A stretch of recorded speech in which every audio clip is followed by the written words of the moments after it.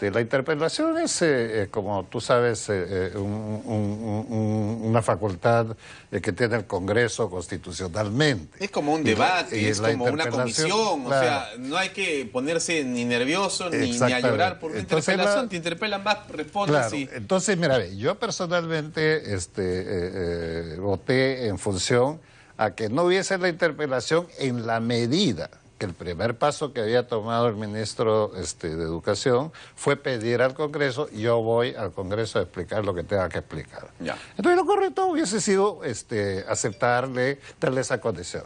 Pero la mayoría aprobó la interpelación. Y muy bien.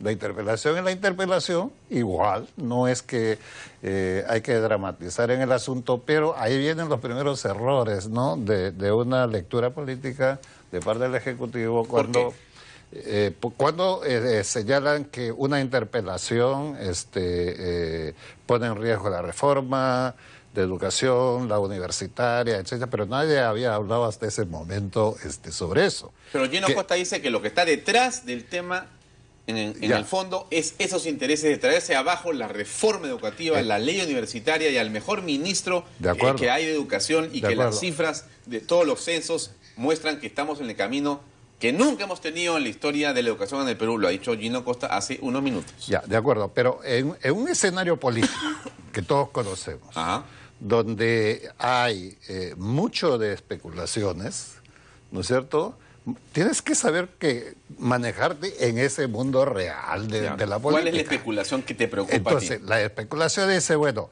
la censura, la interpelación va a ir hacia, o jalas a la interpelación porque quieres parar la reforma de la educación, la reforma universitaria. Hasta ese momento nadie ha hablado de ese tema. Lo que ha hablado es un pliego interpelatorio de 18 preguntas donde había dos temas centrales. Uno, la compra irregular, ¿no?, para llamarlo de alguna forma, el tema de computadoras por 140 y tantos millones, y otro, el tema relacionado a los panamericanos. Ese era el tema. Y en una interpelación tú vas a responder esos temas. Podría eventualmente sumarse algunas preguntas, algunas cosas, pero lo central era eso. Entonces, cuando se especula también el hecho de que antes de que llegue la interpelación, de que podría darse en caso, ¿no es cierto?, esta interpelación avanzara una cuestión de confianza, estás tocando mal los procesos, porque estás tratando de poner un parche a un partido que todavía no lo has jugado porque no ha venido la interpelación. Porque el tema de la confianza surgió de las filas del gobierno antes de la interpelación. Antes de la interpelación. O sea, ya ellos decían, si ustedes interpelan y entonces censuran, nosotros ponemos confianza y los traemos abajo ustedes en la siguiente todavía. O sea, ya, esta es una guerra a morir por saber. Entonces era un tema ahí.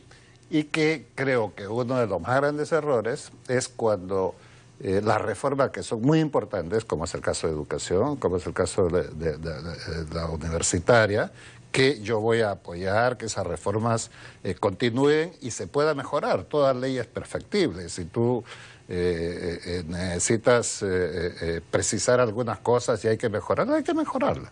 No hay ninguna ley que sea tan perfecta que no necesite los ajustes respectivos.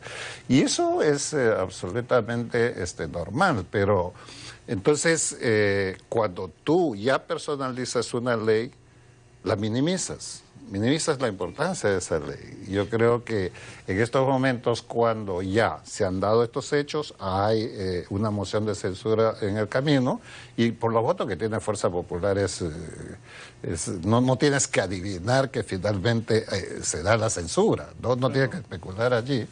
El gobierno lo que tiene es que pensar claramente cuál es su paso a dar. Y su paso, para mí, mucho más sensato, antes que seguir en estos enfrentamientos, es evaluar bien su marco de lo que tiene, la fuerza que tiene, las condiciones que tiene, la reforma que tiene en la mano. Y que esta tarde, el presidente lo ha dicho muy bien, y que todos compartimos eso, desde el Acuerdo Nacional, todos los partidos, que la reforma de la educación es una política de Estado. Y una política de Estado no puedes personalizar, no puedes poner en riesgo porque hay un ministro, que ha sido un ministro reconocido, competente, y claro que sí, eso no está en discusión. Lo que está en discusión es un término de que uno, hay que aclarar por supuesto este tema de las denuncias sobre corrupción en el Ministerio de Educación. Esto tiene su canal. El canal de la Contraloría, el canal del Ministerio Público y finalmente si llega al Poder Judicial, ese es el canal. El Congreso es un evaluador político, hace control político y finalmente la sanción que se ve es que hay una responsabilidad política del ministro o de cualquier otro ministro. No es Saavedra o es Juan Pérez, es de cualquier otro ministro que tenga que manejar el sector y en estas condiciones, y no poner en riesgo una reforma que de hecho todos los peruanos, desde los niños incluso ahora último hasta los mayores, queremos que haya una reforma que dure en el tiempo, mejore en el tiempo, porque allí le estamos poniendo casi la mayor parte de las balas.